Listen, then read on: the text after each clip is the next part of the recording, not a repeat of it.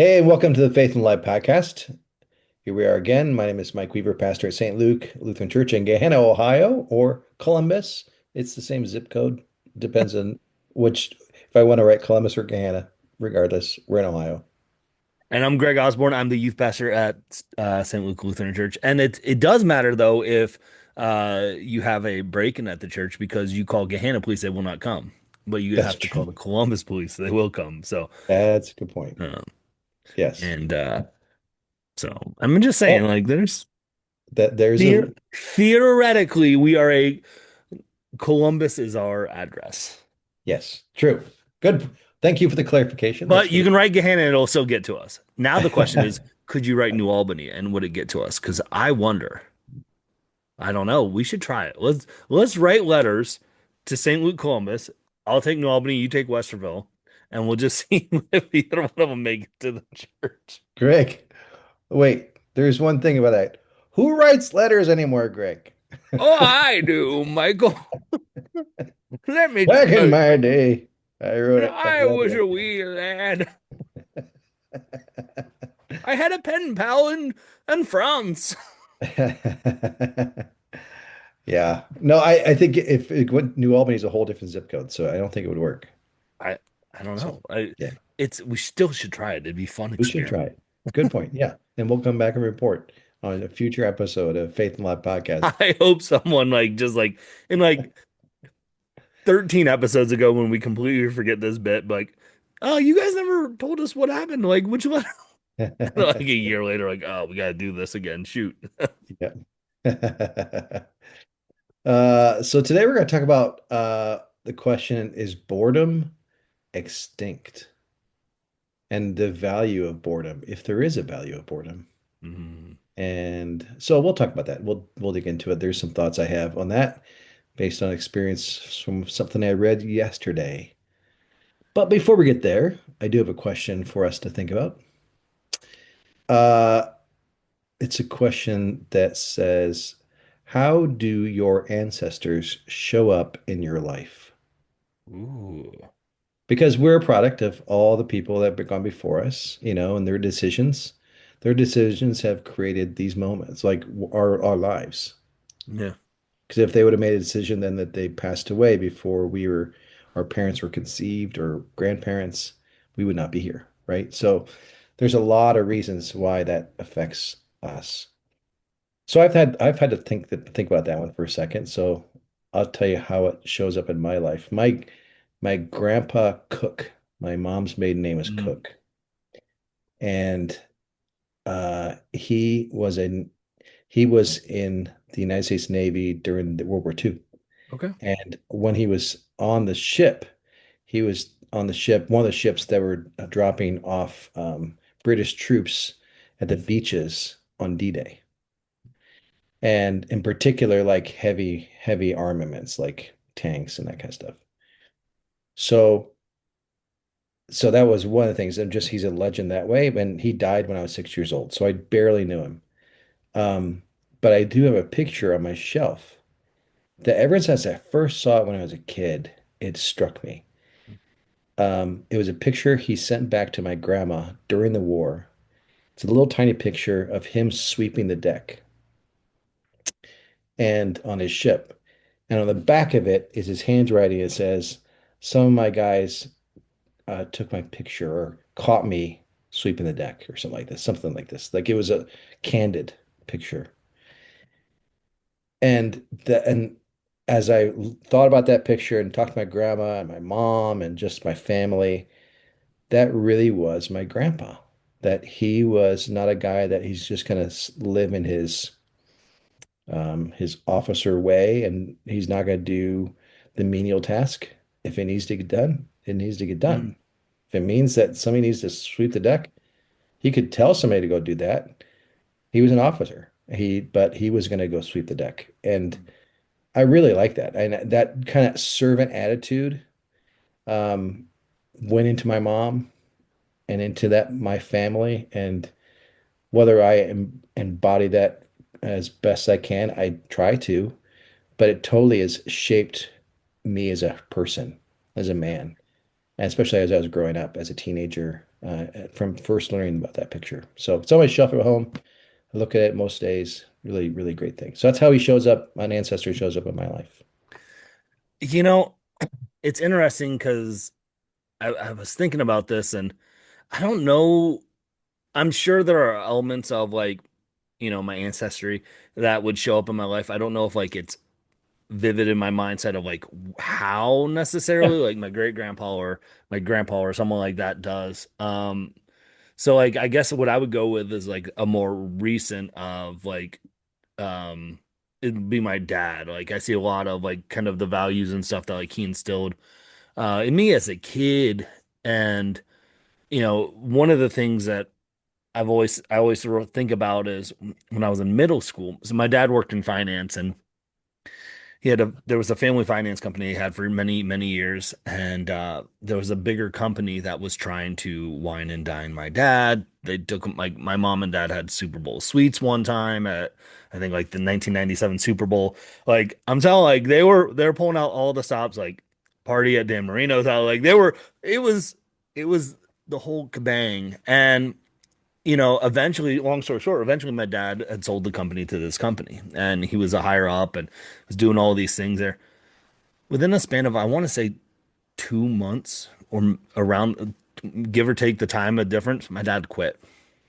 He'd sold the company, quit because and I didn't know this as a middle school kid. These are things I found out later, but he just didn't like the way they were running the company, lying and things like this, or, he just felt like this wasn't what his family's company was about, you do things the right way. And so he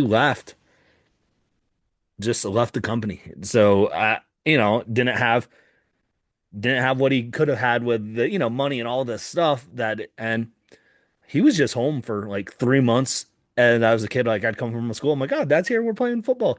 I didn't realize that he'd quit his company. Wow. Yeah. Uh, Yeah. and in that time, he was building a new one, and he started a brand new company from scratch.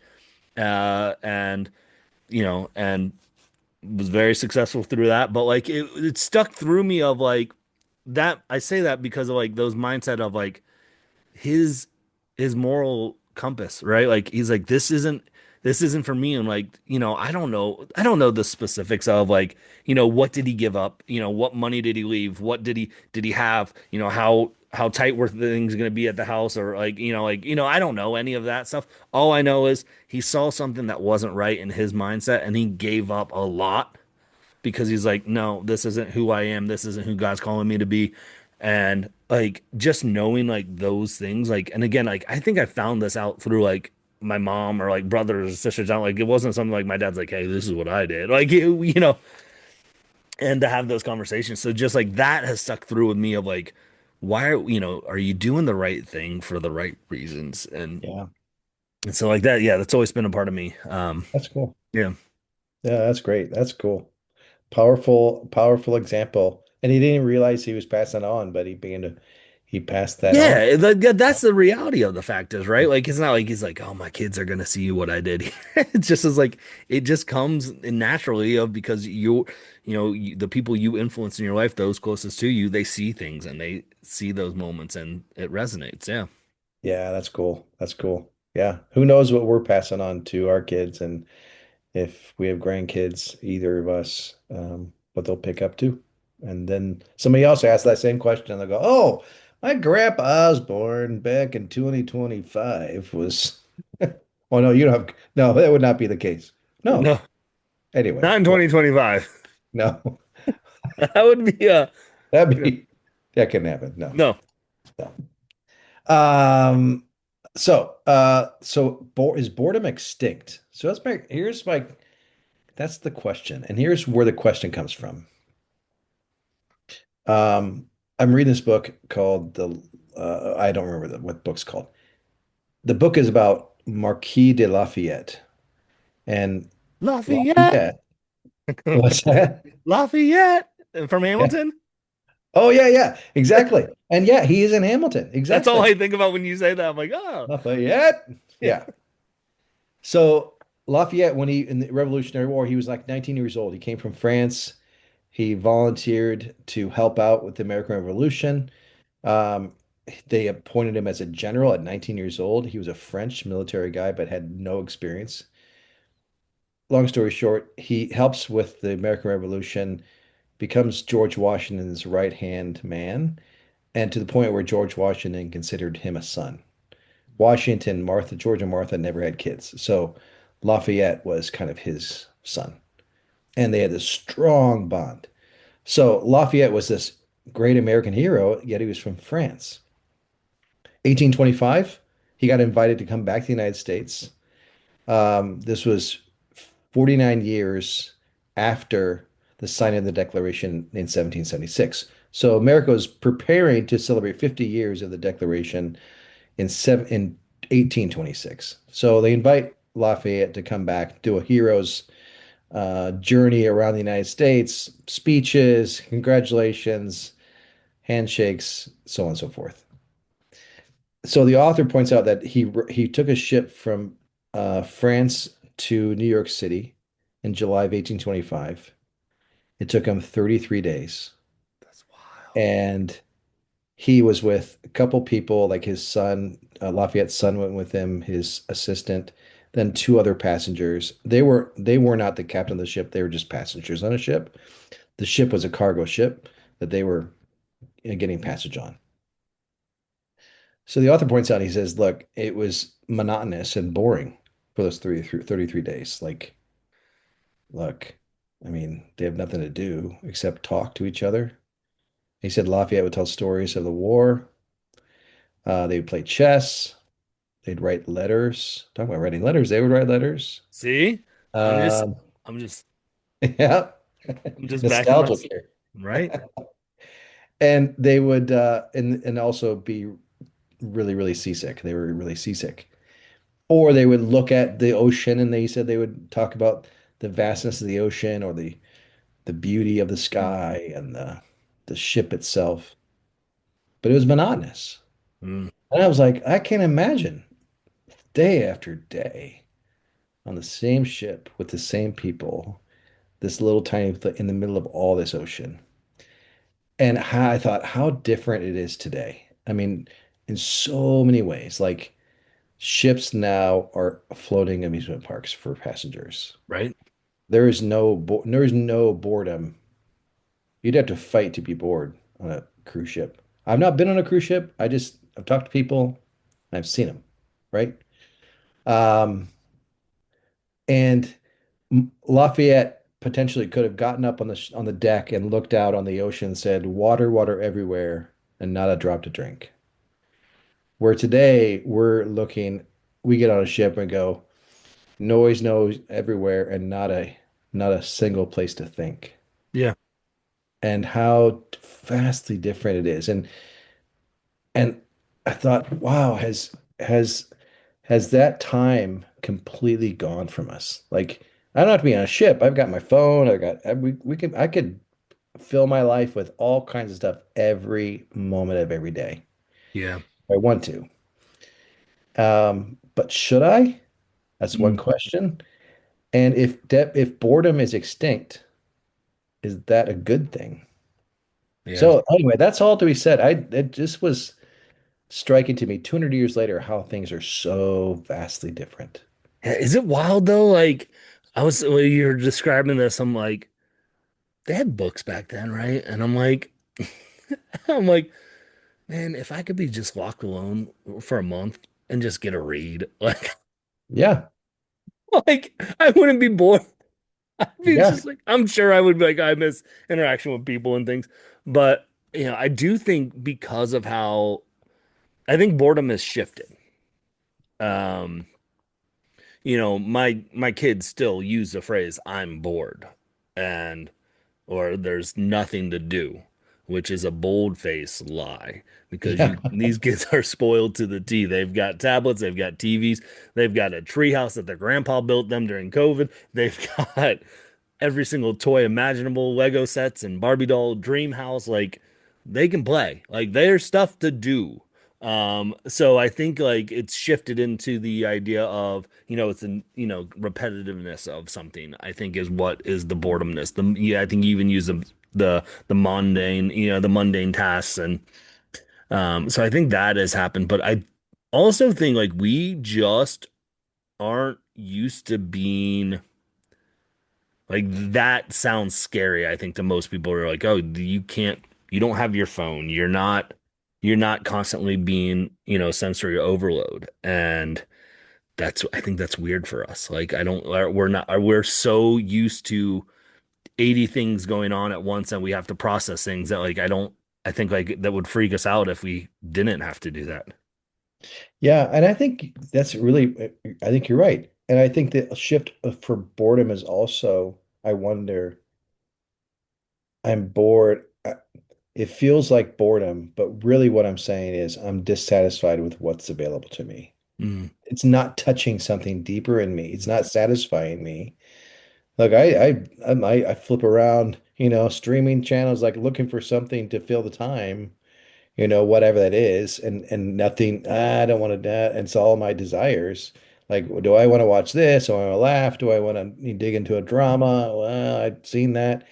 That's all just about like how satisfied I am. And then Think I about might that equate though. that to boredom. It's really not boredom. It's just not being satisfied. I think that's the reality of the fact. I think that is almost more than the boredom aspect because how often have you just using your illustration you just used, have you like, oh, I have free time. I'm going to watch a show.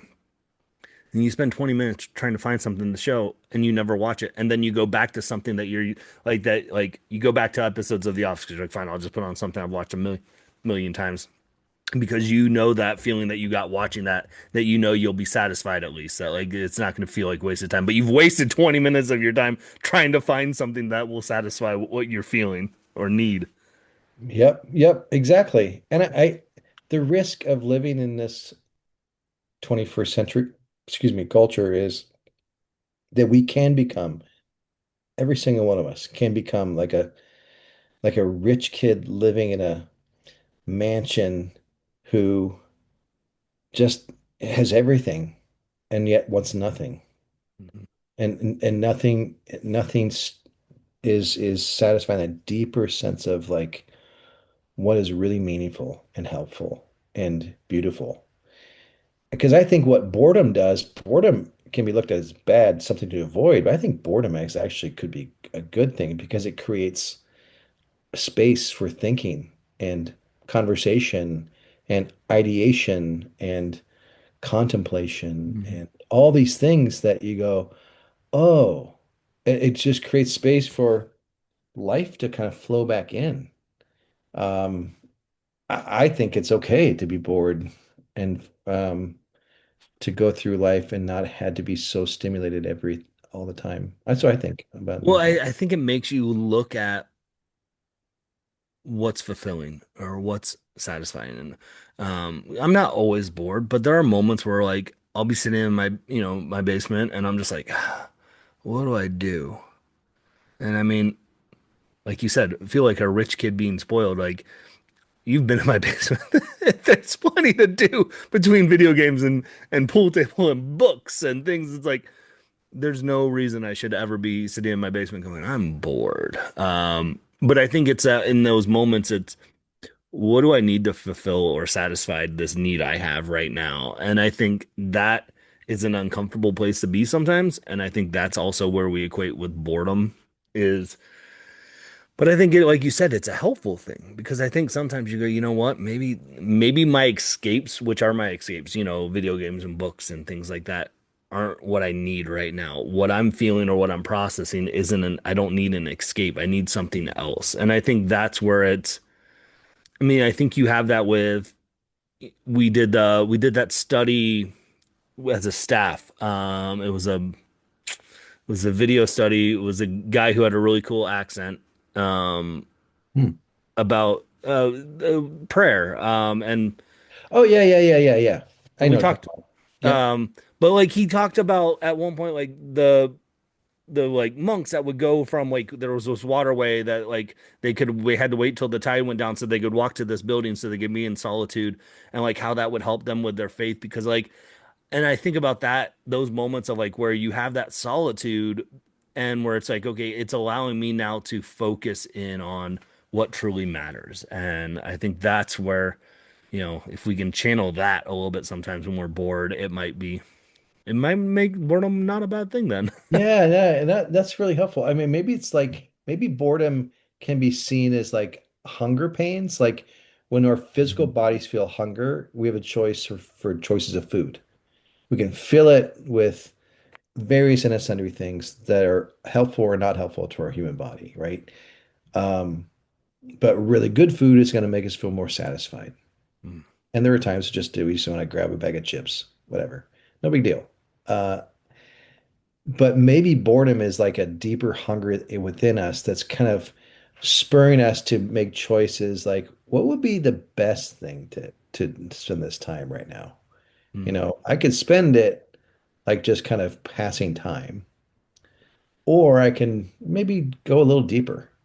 And maybe I just need to do something a little deeper now and that fill that space with more thoughtfulness or reading or conversation that's going to satisfy something deeper that'd be good for us. Because it's the reality is our board as more as we're processing. I don't even think this is where we were gonna go with this Yeah. podcast, but like I think the more that we look at boredom is look at where we the moments where we say we're bored, and I say this, no, I'm not saying that anyone ever says this about you, but you know, people probably I know at times people have said I'm bored when they're in church.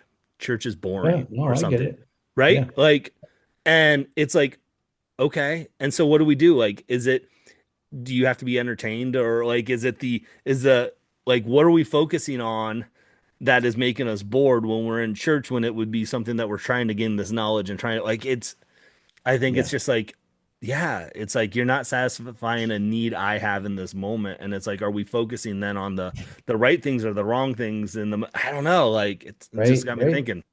Yeah, absolutely. That's really good. That's really good.